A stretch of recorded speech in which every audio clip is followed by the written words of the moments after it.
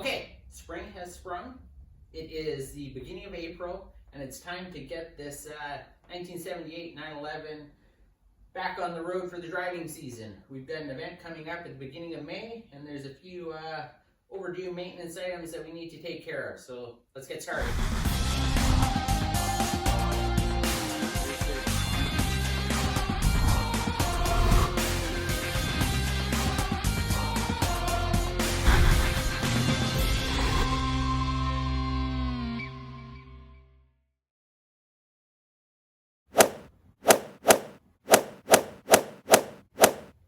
Okay, so the first thing we're going to do is tackle replacing the shocks. I've owned the car for about 12 years. We've never replaced the shocks. I think they're a little worn. So we are going to do that. It has Bilstein shocks on it currently, and that's what we're putting back on. So let's get started. We're going to start by jacking up the car, getting the wheels off, and just taking a look at what we're working with.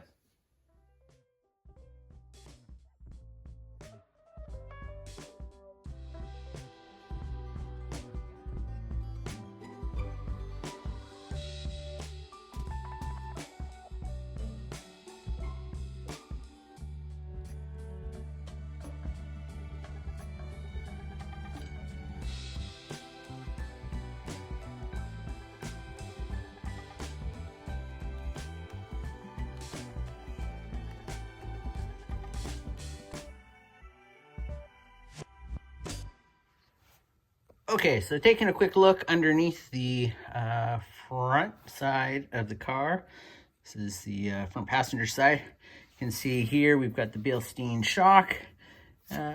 First order of business is we need to remove this roll pin. So, looks like it's a little crusty in there. So, we'll give this a go, see if we can just kind of punch it out. Otherwise, I have heard that some people do have to drill them out. So let's see how it goes. A bit of penetrating oil probably is a good idea here.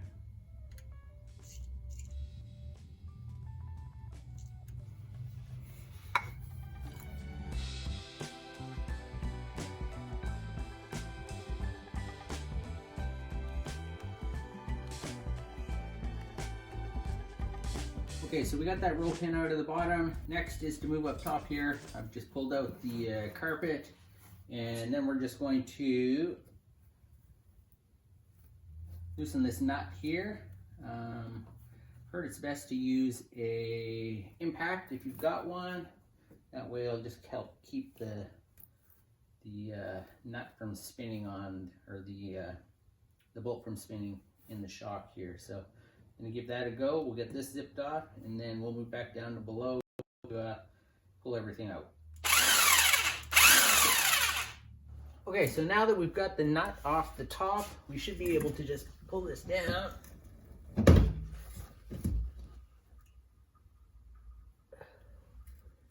And pull it all apart here. So.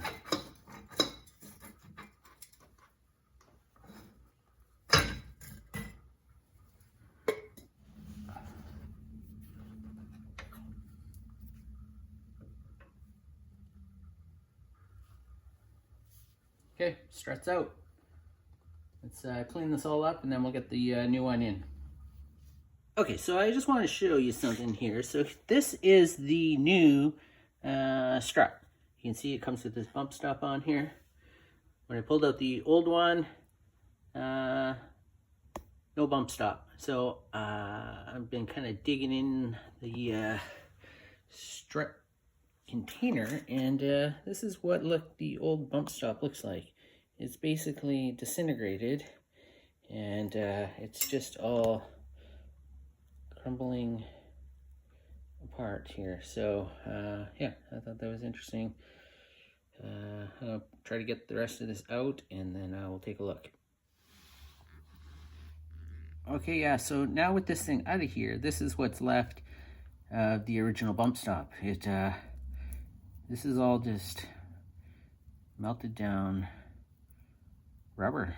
I don't know if that's normal or if that was the wrong kind of grease put in there or something, but anyways, it is totally disintegrated other than this last little piece here. So at first I thought it was just full of grease when I would look down in there, but no, it's all, this is all like kind of gross little bits of rubber. So anyways, now I got to try to clean all that out of there, and then we'll get them all back together.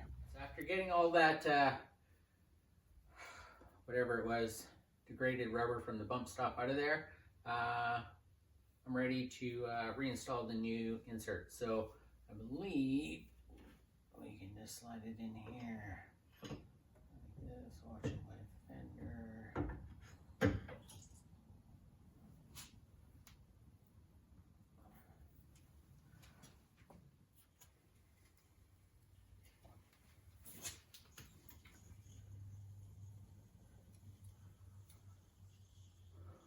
Okay, so it's in the fender here. Now I am just going to get it into the hole there. So.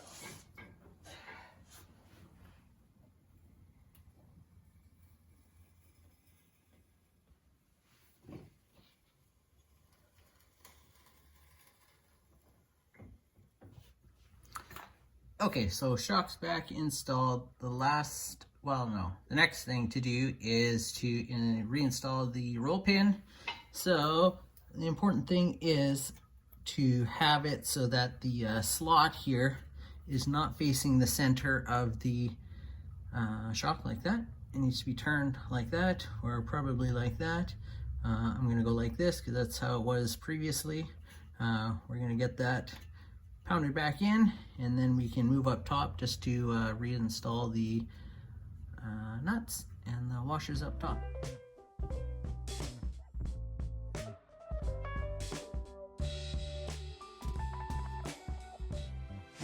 All right, so final step up top is just to replace these washers.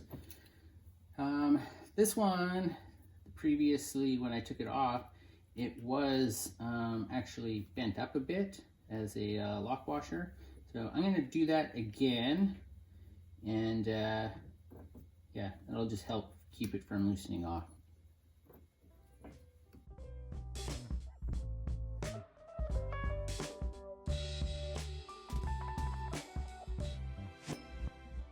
Okay, so I just used the ratchet wrench to remove the nut on this side, because I think I kind of buggered up the threads on that one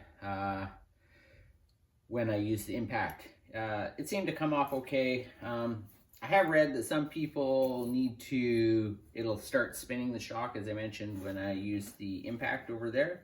So some people use like a pipe wrench or something on this one washer, because the washer is notched, so it fits on top of the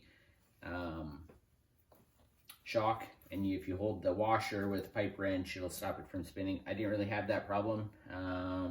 So I've got the nuts off. I'm just going to go ahead, remove the shock on this side. It is going to be very similar to what happened on that side. And the camera angle is pretty crappy because my garage is a giant mess right now and it's packed full of stuff. So I will see how much of that I can film. Otherwise we'll get those shocks switched over, and then we'll move on to the back. So I thought I'd quickly show you what I did to get all of that mess that was inside the strut housing out. I didn't really show it on the other side because I was kind of figuring out as I went, and I forgot to film most of it. So on this side, I've already done it, but I'll just kind of recap it quickly to show you what I did. So as I showed in the video, I used a coat hanger to kind of fish in there, hook the remaining piece of bump stop, and pull it out. When I did that, brought out about half of the goop and the deteriorated rubber.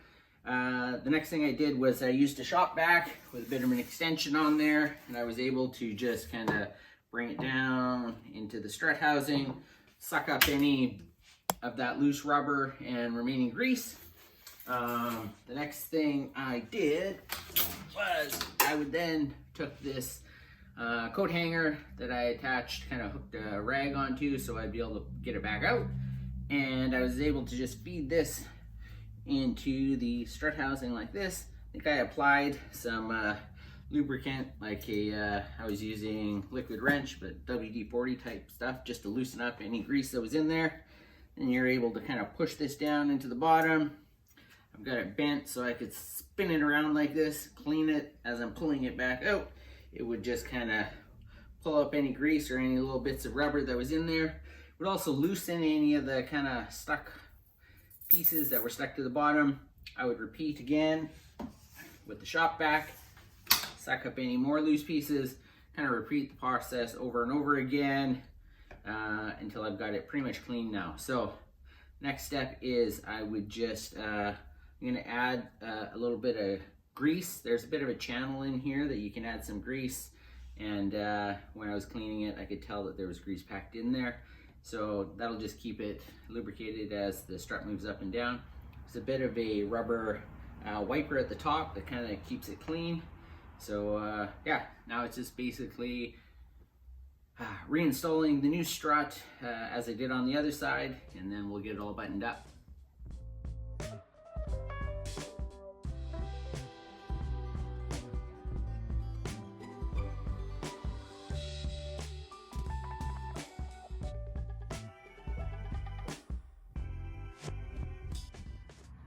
So we're under the rear of the car now, and we're going to start working on the rear shocks. These ones go a little bit easier because we don't have to disassemble anything. We're just going to undo this bolt, undo the bolt at the top, and support this arm here, and then we will just be able to pull the shock itself out and replace the new one. So this is a socket here. It's probably metric, but I don't have a corresponding metric socket, so I'm using a 7/8 impact socket, and they can be a little tight, so I use a breaker bar like this just to get it started, and then I'll switch to a ratchet just to get it loosened off, and then I'll move up top before I completely take it off, and I'll show you what the situation up there looks like. All right, so moving up top into the engine bay, I've kind of got a heater delete on my car, so I have a bunch of room on the left side here, so I will show you that. So there's the shock tower at the back there. You can see there's the, let's see, make sure I'm on camera here. So yeah, there's the shock nut. And basically at the very top, it's squared off.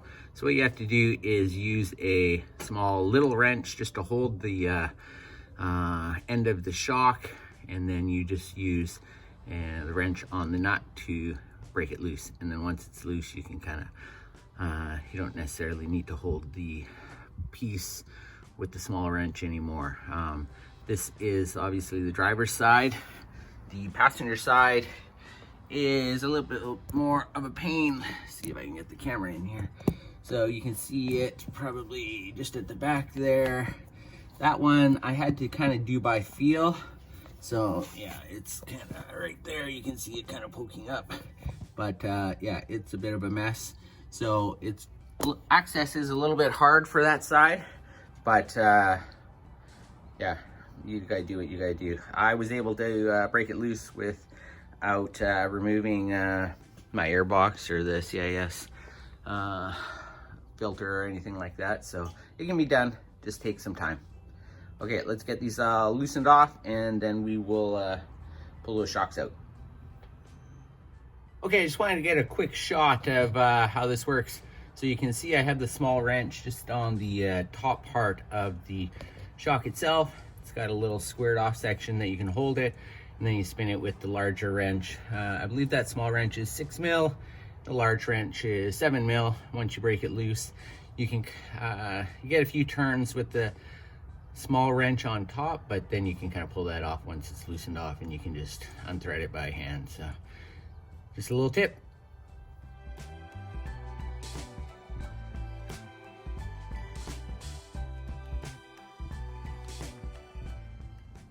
Okay, here's a quick look at the new shock compared to the old shock. The bumper systems are just a little bit different here. You can see this is the old shock, obviously. It's all kind of one piece rubber.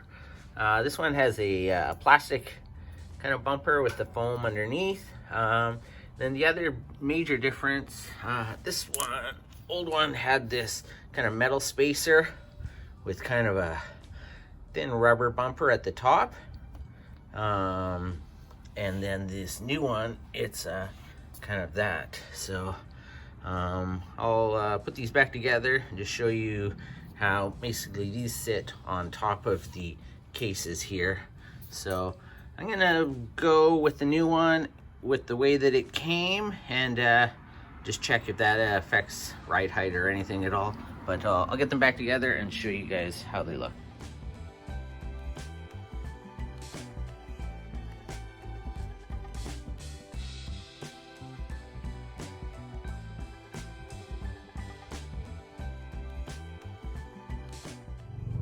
Okay, so after trying to put them back together, I realized I just made a foolish mistake. So this wasn't actually one large bumper. It's actually two separate, because there is also, on the old ones, there's one similar to this up above in the engine bay.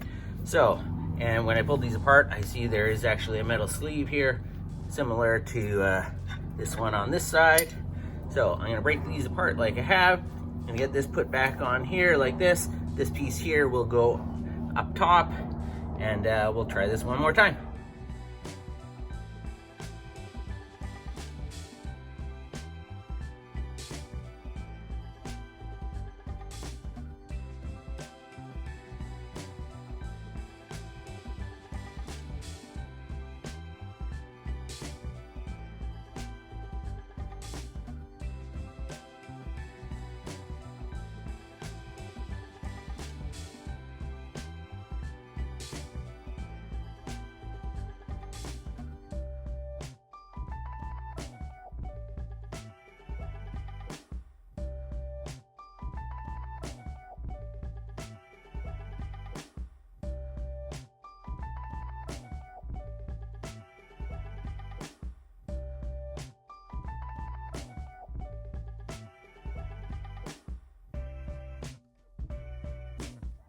Okay, so both rear shocks are now in.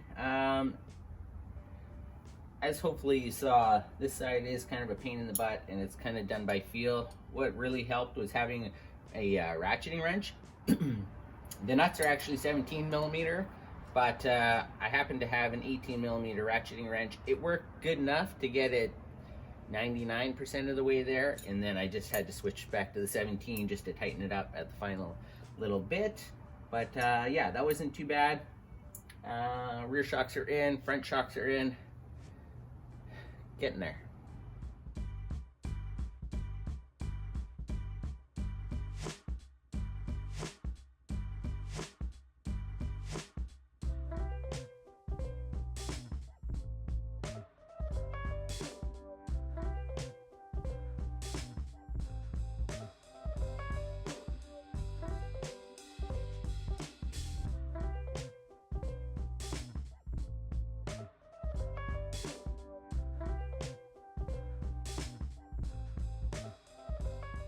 Okay, so I've got the wheels back on, lowered it back down to the ground, taken an initial measurement. It's sitting slightly higher, about a quarter to an eighth of an inch, kind of on all four wheels, but I think it'll settle a bit as it sits. So once I get it back on the road, we'll give it a drive, and then we will check out those measurements again, see if we need to make any adjustments.